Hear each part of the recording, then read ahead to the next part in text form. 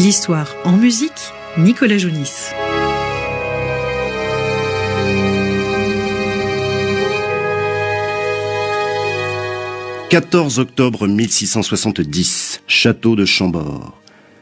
Du sommet des terrasses, on peut apercevoir au loin deux hommes qui remontent l'allée centrale et se dirigent vers la cour d'honneur.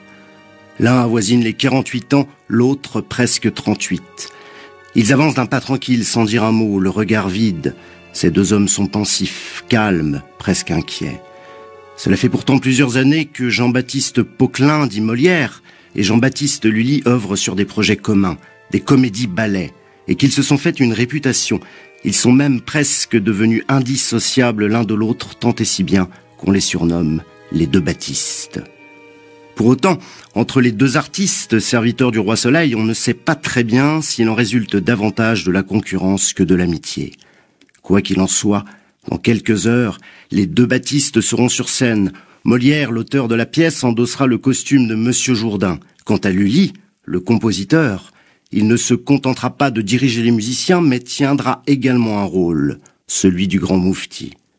Le château de Chambord, ne possédant pas de théâtre, c'est au premier étage de la branche sud qu'est aménagée une scène en bois. Et ce soir, 14 octobre 1670, Molière et Lully sont sur scène pour interpréter devant le roi Louis XIV, la reine et la cour, une toute nouvelle comédie-ballet intitulée « Le bourgeois gentilhomme ».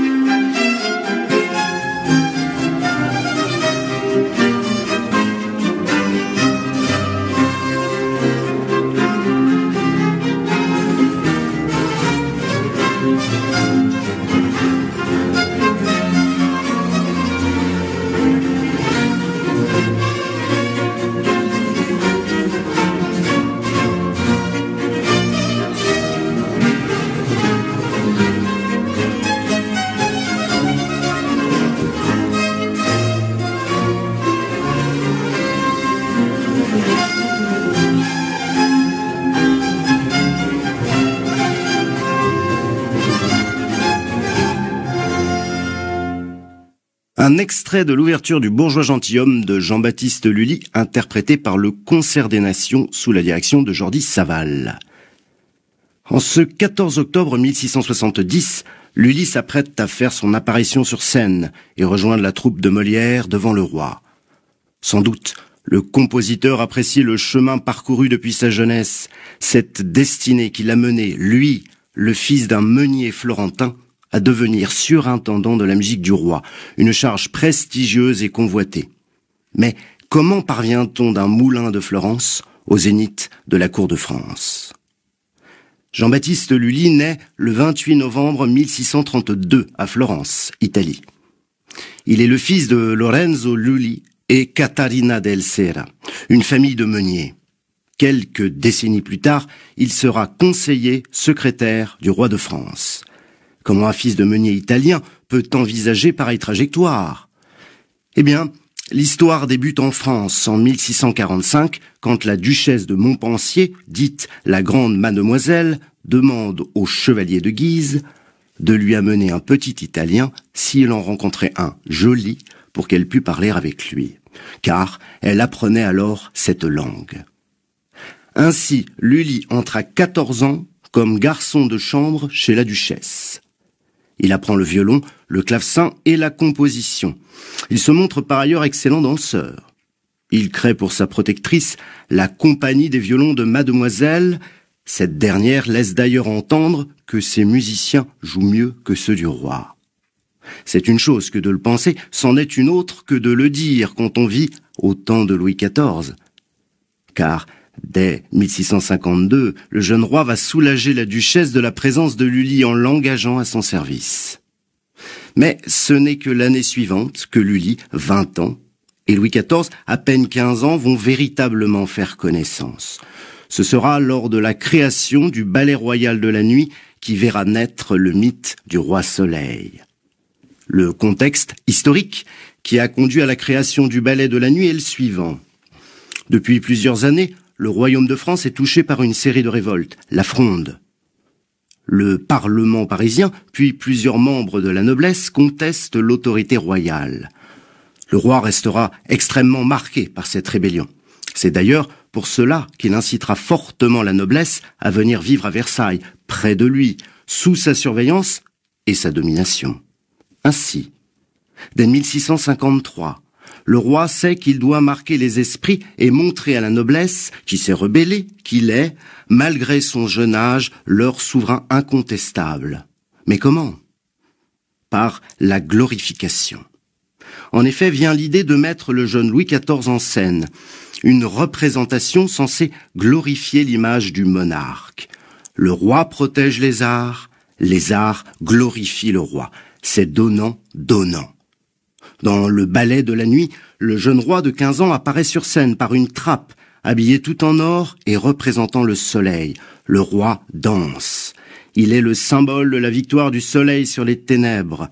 Un à un, les membres de la noblesse lui rendent hommage sur scène, ceux-là même qui l'avaient trahi durant la Fronde.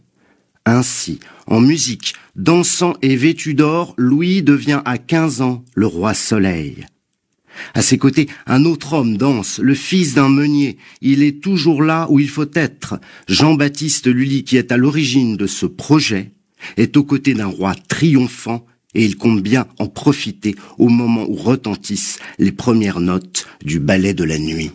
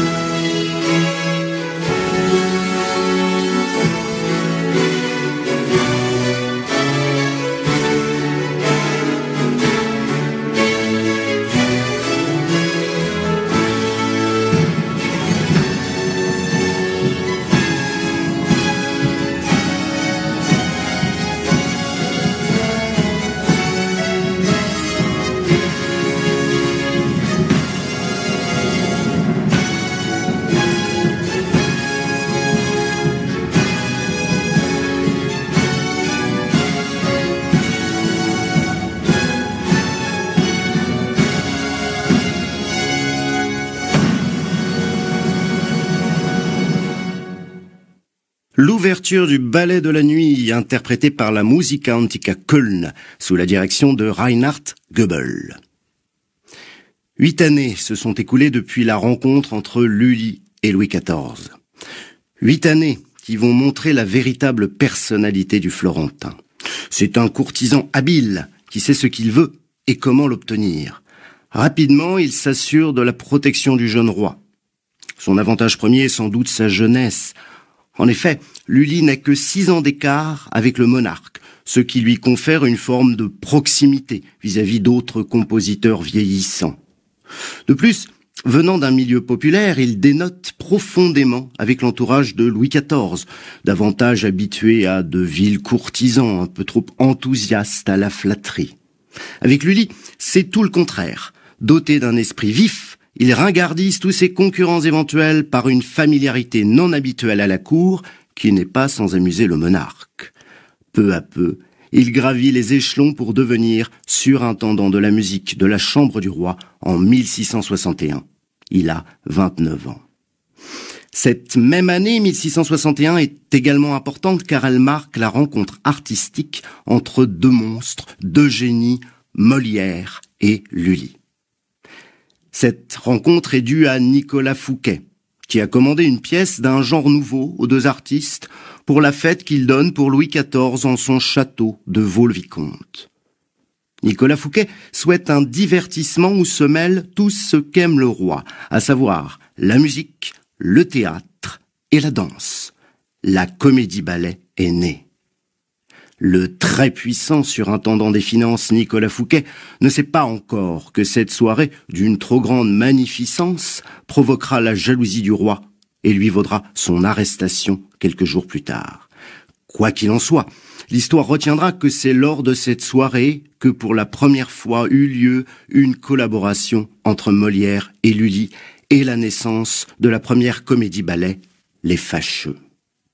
Entre 1661 et 1670, Molière et Lully écriront une dizaine de comédies-ballets jusqu'à la création de la plus célèbre d'entre elles, Le Bourgeois Gentilhomme. D'ailleurs, l'origine immédiate du Bourgeois Gentilhomme est liée au scandale provoqué par un ambassadeur turc en 1669, un certain Soliman Aga. En effet, lors de sa venue, le roi Soleil a déployé tout le faste dont il est capable pour impressionner l'ambassadeur turc. Pourtant, au sortir de la réception, l'invité aurait dit à des proches « Dans mon pays, lorsque le grand seigneur se montre au peuple, son cheval est plus richement orné que l'habit que je viens de voir. » L'anecdote fait le tour de la cour, cherche un moyen de ridiculiser les Turcs dont l'ambassadeur a osé ne pas être ébloui par sa magnificence. Molière et Lully vont se charger de régler la chose en musique et en prose. Et c'est ainsi que le château de Chambord va entendre résonner pour la première fois dans l'acte 4 du Bourgeois Gentilhomme, la marche pour la cérémonie des Turcs.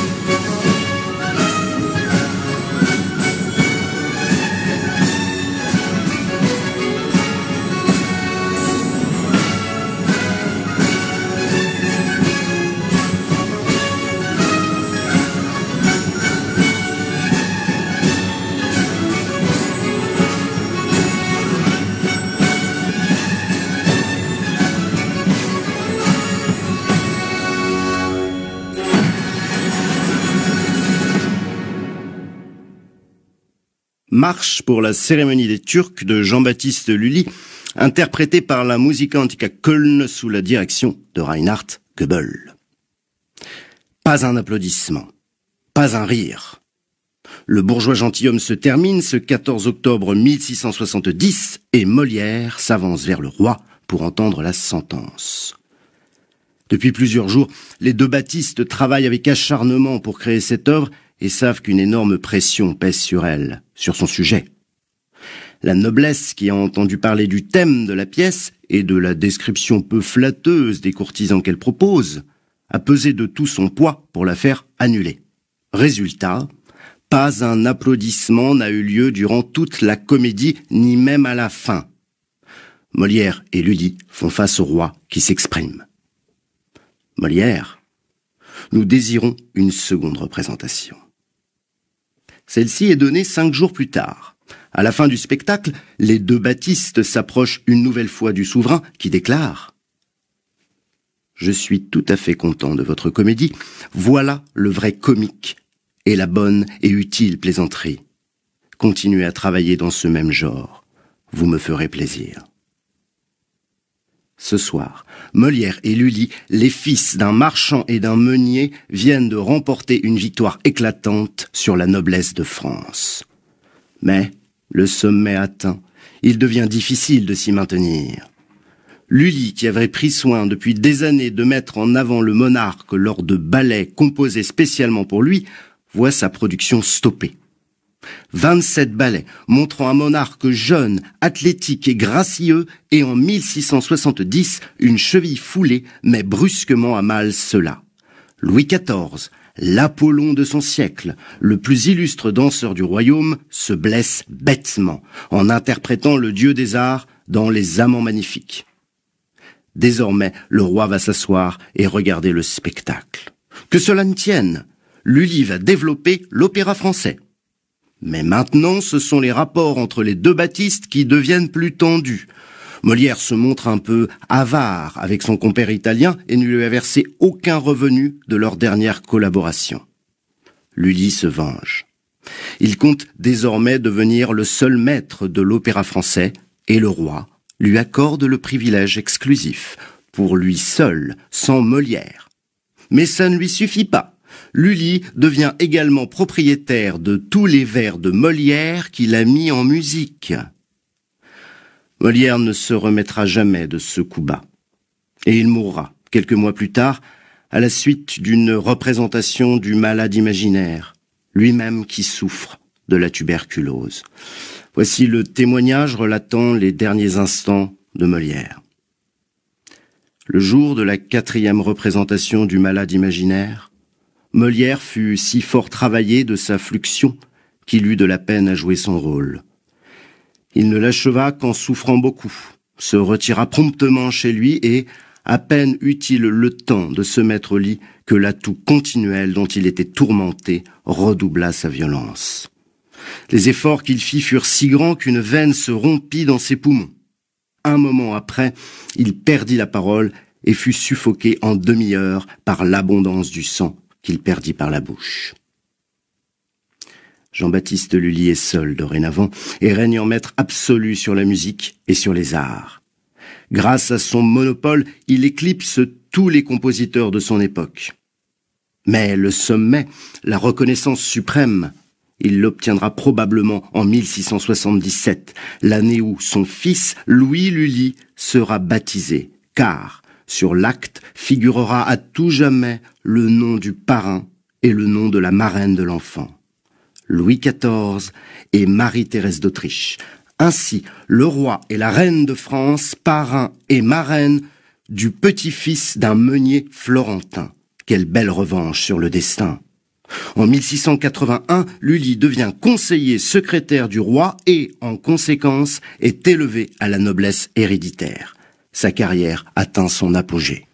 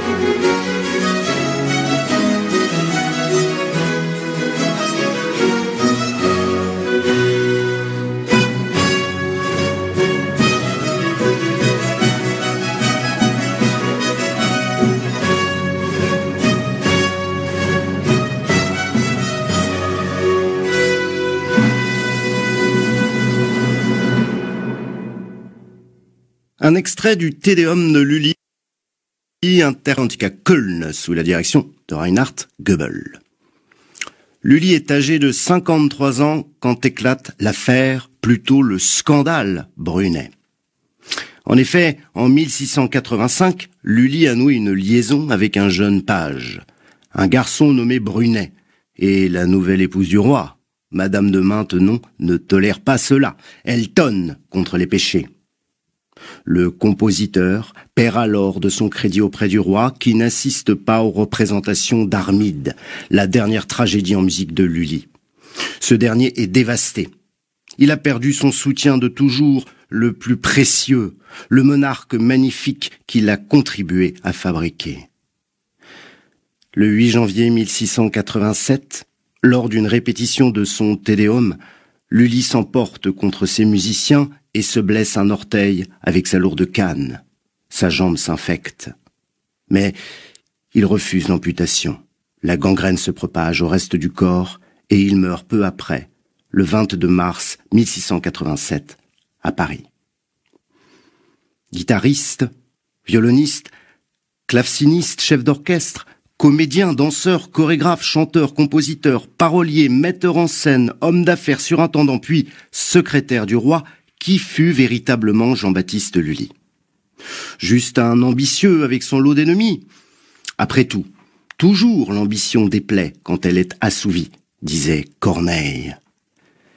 Il était avant tout un compositeur, grand compositeur, de ceux qui savent, à l'aide de quelques notes de musique, ouvrir le plus court chemin d'un cœur à un autre, comme nous le fait si bien comprendre Madame de Sévigné dans ces quelques lignes à propos de la musique de Lully. Il y a des endroits de la musique qui ont mérité mes larmes, et je ne suis pas seul à ne les pouvoir soutenir. Vous pouvez retrouver cette émission en podcast sur le site de Radio Fidélité, www.radiofidélité.com, ainsi que sur la chaîne YouTube L'Histoire en musique. À très bientôt pour un nouvel opus.